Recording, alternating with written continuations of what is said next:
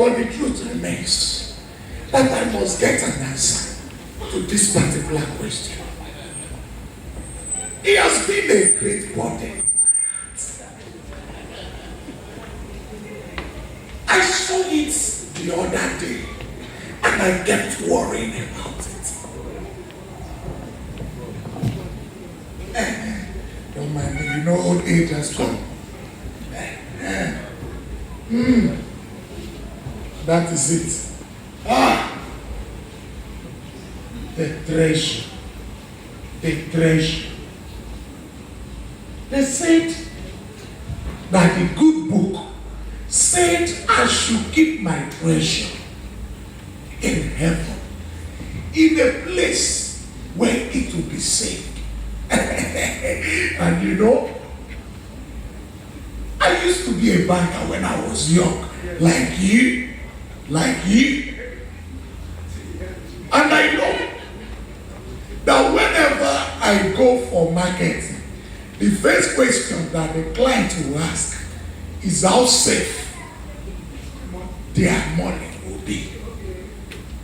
And when they told me that I should keep my treasure somewhere, I asked, how safe is the place that I will keep my treasure? Not only how safe, what do they have for me? Because if there is nothing that they have for me, there is no need banking with them. And that must be the truth. And then I remember, okay, now I remember, you know, old age, I don't remember everything at once. So he told me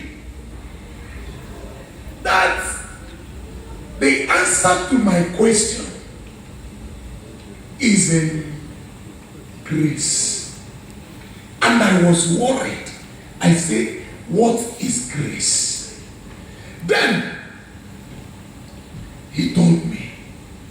He said, I will explain what grace is so that you will know what I did before you can be able to trust me that if I could do this, then I am a bankable bank.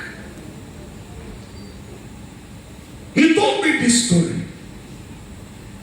There is this young woman, weak. She was rejected, abandoned to die. She was poor and has nothing. She was hopeless. As a matter of fact, from my little knowledge, even the hopeless call her hopeless. She was a hope to the poor people, because when they look at her, they actually have hope and believe that they are doing well. That was her story. But remember, I am not here because of her. I am here because God told me about grace. Every day, she sits at a corner in the street. And whenever she sits there, she looks for help. Now one day, something happened. Her story meant a difference. A young woman who did not also have plenty. Remember, God was explaining grace to me. A young woman, she had not much. She came, she saw her, felt pity for her. And she had just very few amount of money in her pocket. She gave her the money. As a matter of fact, to buy 2,000 naira, to buy whatever she wants. And when I saw this, I asked the Lord, I said, Lord, this must be grace, because I was told that grace has to do with giving. But to my greatest surprise, the Lord said no, that this is not grace. I was marveled. I said, Lord, if this is not grace, then tell me, what is grace? Then the Lord showed me another young woman. This one was well-to-do. She actually lives in the better part of the city. She prepared a very delicious meal. She covered it in a very radiant way. And she came. She saw this beggar. She felt pity for her. Now she sat down beside the beggar. I know you're beginning to get excited, just like I am excited. She gave her drink. Now she uncovered the food. You know my surprise? She did not just drop the food to the beggar and walk away.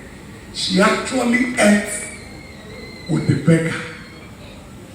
She fed the beggar by herself and ate from the same spoon. I became so excited, because this must be love. I said, if gift, which is the number one, is not grace, love must be grace.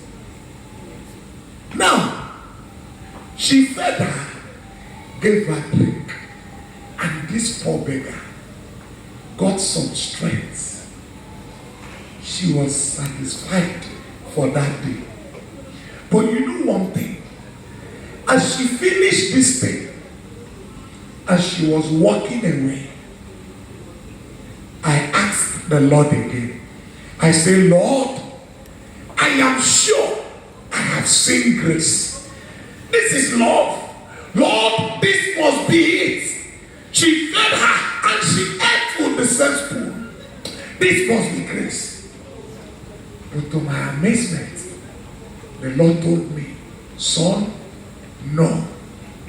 If I was still a young man, I would have run up and come back and say, Lord, why, if this is not grace, then what must be grace? Then he said, hold on, be patient. Then he showed me another young woman. This one, she was a royalty. In the kingdom, she was the most feared. In the kingdom, she was the most reverenced. In the kingdom, her clothing adorns her and make men to quake when they see her. The fear of her grips every kingdom, and every king bows when she talks. She passed by and saw this young woman. She felt pity for her. Now I was looking at her. I was scared, because I know in their kingdom they don't tolerate nonsense. If you do nonsense, you will die. Whatever you do, once he proclaims you dead, you are dead. But to my surprise, I saw her just shaking her head. She went back to this young woman. What is she trying to do? She pulled her up.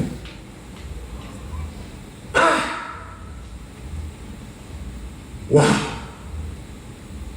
She raised her up. What is she trying to do? And the hug her and held her with passion. Oh, Her Majesty, what are you trying to do?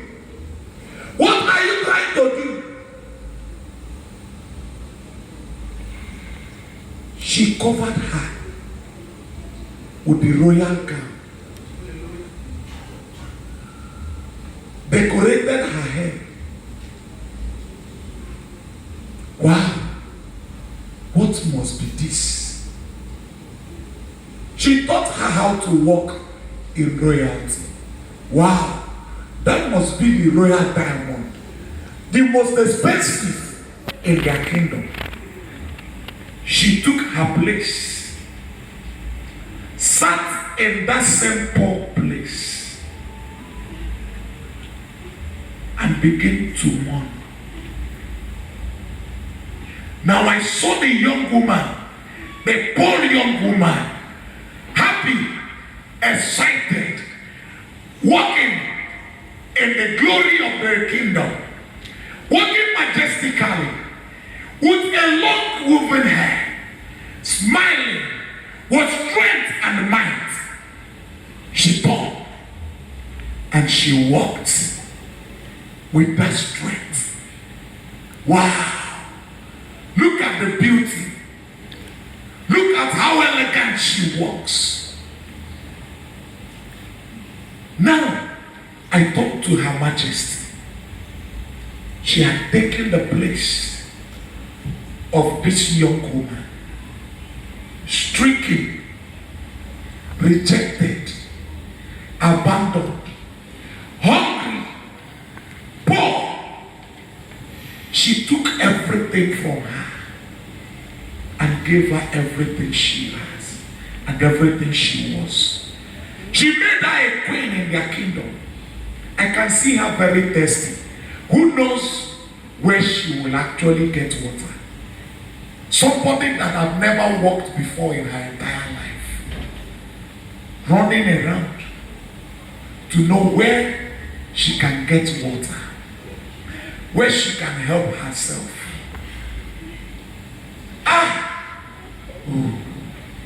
She actually exchanged her position for the poor young woman. And after this, the Lord told me something. He said, son, this is grace. He said, son, I left my heavenly places. I treasured you so much that I left my heavenly places. I became poor that you might be rich. I was battered, beaten, that you might be healed. I was spat upon. I was made a nobody, that you might be somebody. I made you a heir, a co-heir in my Father's kingdom, because I treasured you. Now I want to ask young men and women in this house, are you saying that this bank is not bankable? Do you think that this does not worth it? A man that gave up his treasure to make you a treasure. I want you to bow down your head and begin to tell him. Begin to talk to him. Say, from today, I will be a treasure to you.